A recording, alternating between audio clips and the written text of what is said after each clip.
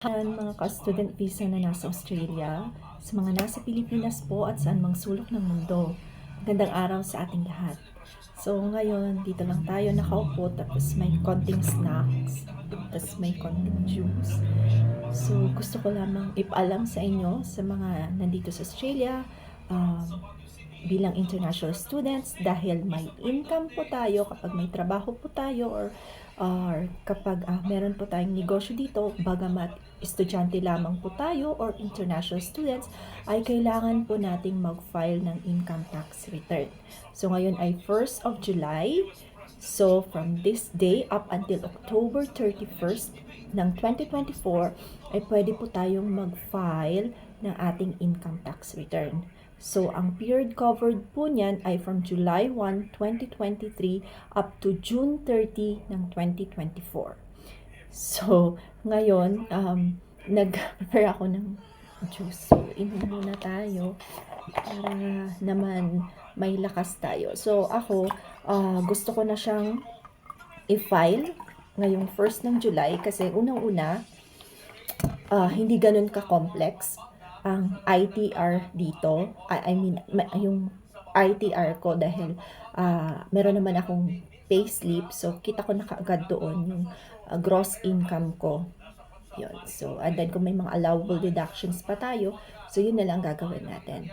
And then, second reason is mag-file na ako ngayon kasi ang processing ng ATO as per their website, as long as maayos naman or walang further inquiries, is 10 business days. So, kung meron kang tax refund, ay mapaprocess siya after that day. So, ako, umaasa ako kasi tayo bilang estudyante ay meron bilang Australian resident for tax purposes ay pwede po, covered po tayo ng 18,200 na threshold. So, kapag 18,200 and below yung gross income mo, ay wala ka pong babayarang tax.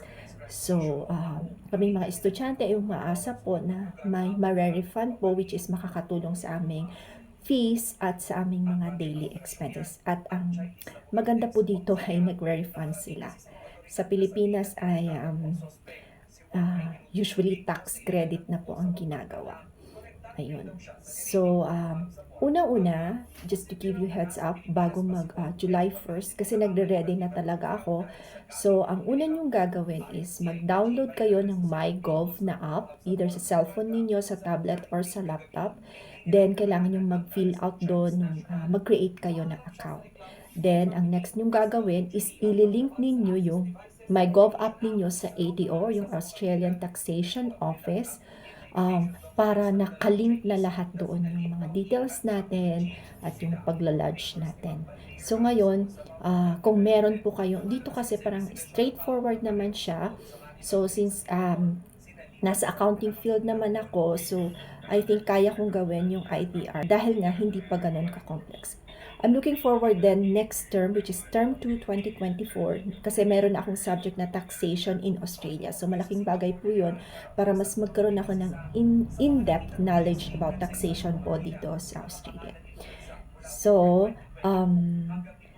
ngayon, gusto ko lang ipakita sa inyo. So, nag-login na ako sa laptop ko ng sa MyGov, pero tingnan nyo ha kung gaanong hitsura niya.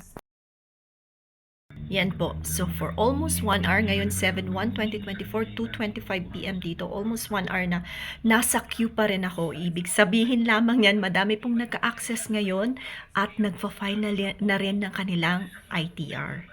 So, dito, ang government services nila ay very efficient. So, kung kailangan mag-refund, magre-refund po sila. So, direct yan sa bank account po ninyo. So, ngayon, nag-aantay lang ako dito, although naka-plot na yung mga kailangan kong gawin. So, yung gross income ko, which is, ipipick ko lang mula sa payslip ko dahil isa lang naman po ang employer ko. And then, yung deductions is, I'll try po na makakuha ng self-education expenses, which is yung fees ko sa school and all others. So, dahil nga po related ang aking work sa aking course, malaki yung chance, although kung ma-audit man ako, is ready naman po ako because I have all the evidences and documents to support for my expected deduction. So, yan. Ngayon in queue. So, magkaroon lang po kayo ng idea. July 1st po yan. Naka-queue na ako. Whereas kahapon or the other previous days ay dali lang po mag-login online dito sa MyGov app. So, talagang madaming nag-access ngayong araw. Mga kabayan, mga ka-student visa na nasa Australia, sa mga nasa Pilipinas po at saan mga sulok ng mundo. Magandang araw sa ating lahat. Kamusta na kayo mga kabayan, mga ka-student visa? Ito yung second part na video ko kasi hindi ko nun natuloy yung pag-file ko ng income tax return ko sa ATO website. So July 1 yun, naka-queue ako. Then kailangan ko yung sa taxable income din ng husband ko. So inantay ko muna yung payslip niya. So, July 2 ako nakapag-lodge. And then, ang nakalagay doon is normally ang processing ay 10 business days. At ngayon, July 16 ay ang ika-10 business days since nag-lodge ako. At ang good news ay, at it's very, very good news, ay na-refund po yung aking tax. So, wala akong tax payable this year. At talagang ipinagdadasal ko to at inaantay ko kasi ito yung pumuno ng aking tuition fees for December. At ang isa pang good news ay nabayaran ko na yung aking fees kanina umaga, which is due sa July 30 para sa term 2 ng 2024. Yun, sobra. Very happy po talaga ako. Very efficient ang service ng government nila. Masaya ako kasi syempre kumpara sa Pilipinas, hindi naman po tayo nagkakaroon ng tax refund. Usually tax credit ang nangyayari at matinding audit pa. So, at ang isang good news, di ba, parang ang dami kong good news ngayon, which is ang sesaya ako talaga, is nakapag-deduct po ako ng self-education expenses. So, this is a very good tip sa mga nag-international student po dito sa Australia at related sa trabaho nila, yung kinukuha nilang program, ay pwede niyo pong i-deduct as long as you have all the necessary documents such as invoices, receipts, contract, or whatever that is needed kung magkaroon po ng. So, yan lamang mga kabayan, mga ka-student visa. Please continue to like and subscribe my YouTube channel, Ako at Australia, for more updates regarding our life here in Australia on student visa. Bye!